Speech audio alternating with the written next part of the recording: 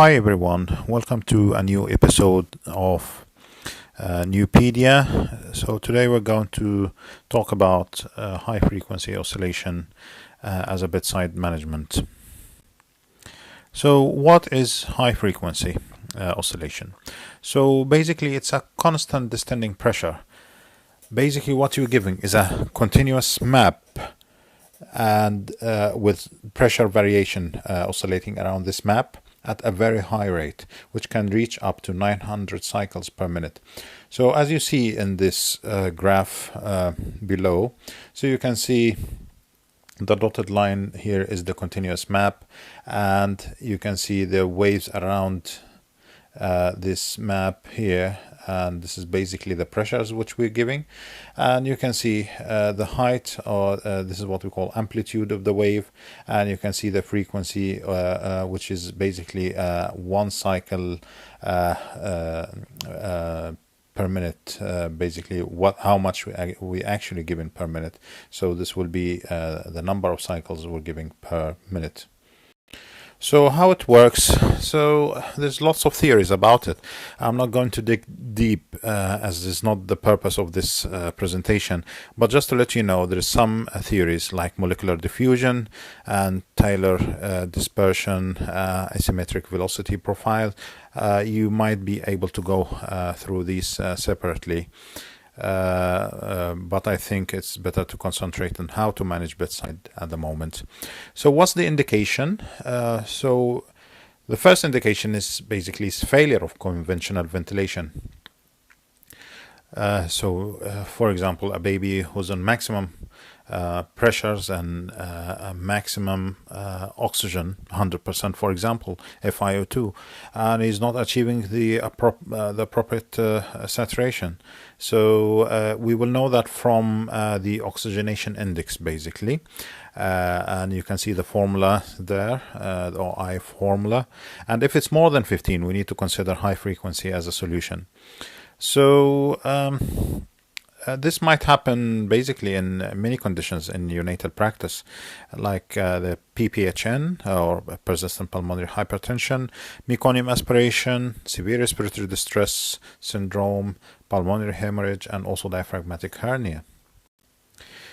So the main difference between the high frequency oscillation and the conventional ventilation basically is that if we made any changes in conventional ventilation, for example increasing the PIP, so this is going to change affect both basically the oxygenation and in the same time the CO2 removal by one change only. But in here you have two separate entities basically. So if you start adjusting oxygenation, this is unlikely to affect your CO2 removal, and the other way around. So to control your oxygenation, you have two elements to play with basically. It's the main airway pressure, and the second one is the FiO2, how much oxygen basically you're giving to the child. And the other part here is the CO2 removal, and this is controlled by two things here, which is the amplitude.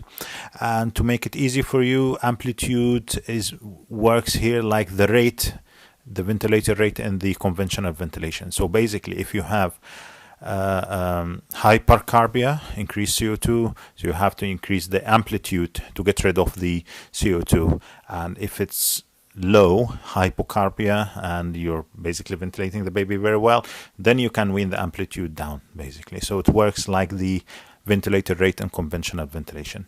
Frequency, you don't have to worry much about it at the moment, because basically we're going to fix our frequency at 10, and you don't need to change it unless you're instructed by a senior colleague like the consultant. So this is the ventilator screen you can see here, and you can see basically lots of things here. So down there you can see down from the left, you can see the FiO2, how much oxygen you're giving, which is about 43%, and you can see also lots of other elements here like the frequency, which is 10, as we said. And also you can see here the map, which is 14. That's being given to the child, and the amplitude, as we said. So basically you can dial any of these numbers and increase and decrease to achieve the proper saturation. There is also a number here down there. You can see it down from the right, 289. That's DCO2, which we're going to talk about later on. So to adjust your high frequency ventilation settings, you have few options here. So if you have low saturations, for example, or poor oxygenation, you can increase either your FiO2 or you can increase your MAP. And how you're going to increase that? You can increase it by 1 to 2 centimeter in a step. If you have high saturations, then you can wean down your oxygen through the reducing FiO2, or you can decrease your MAP. On the other side, if you have a high CO2, you can increase your amplitude. As we said previously, it works like the rate, and or you can reduce your frequency. But we said we're going to speak to the consultant first before changing that. Okay. The other thing here, which we need to speak about, so how you going to set up your ventilator. So basically, if you're moving from conventional ventilation to high frequency, so you need to check first what was your MAP in your conventional ventilation mode. So for example, if it was 12, then you can add 2, and then you start at a MAP of 14. So basically you can, as we said, you can go up by 1 to 2 centimeter water until your oxygenation improve, and you need also to check the chest wobbles basically. So this is another indication of effective ventilation in this condition. So basically if you have good chest movement or vibration with the ventilator, so that's a good thing. And you will need to set up your frequency to 10, as we said. How you're going to monitor? Simply monitoring your saturations on the monitor, monitoring also the chest wobbles. So basically, if it's effective, if the chest wall is effectively moving with your ventilation, and also if you have, if you do an initial chest X-ray after you start your high frequency, to check how distended is the basically the lungs. So you're aiming for 8 trips, and if it's higher than that, you need to reduce your MAP.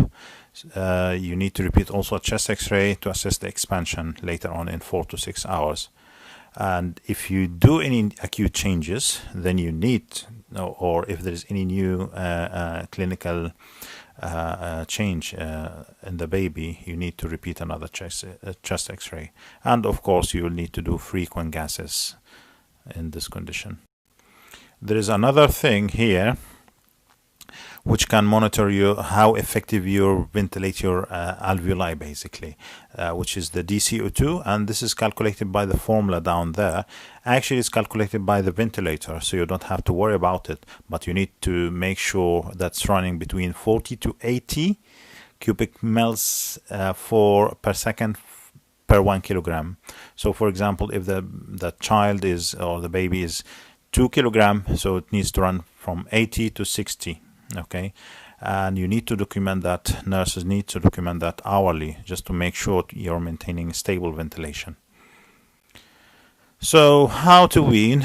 You start weaning the oxygen first, because basically we know all about the harmful effect of giving very high oxygen concentration to the baby, like the retinopathy of prematurity and lots of other things. So the good thing is to reduce your FiO2 first. So if you manage to go down to about 40% or less than that, then you can start weaning the MAP, and you will wean the MAP, as we said previously, in 1 to 2 centimeter water down. If you reach 8 to 10, this would be great, because this is the next step before weaning him to conventional or extubation.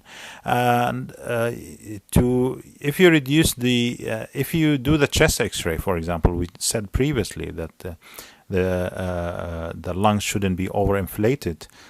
more than 8 trips. So if it's more than 9 trips, for example, then you have to reduce the map also. You can wean the amplitude by 2 to 4 centimeter water, and basically if you have a good CO2 clearance in this condition. And don't wean the frequency and keep it at 10 unless your senior decides to change. You need to think of switching to conventional if you reach down the map of 8 to 10 centimeter and amplitude of 20 to 25. Thank you very much. Please feel free to ask any questions in the comment section. Thank you.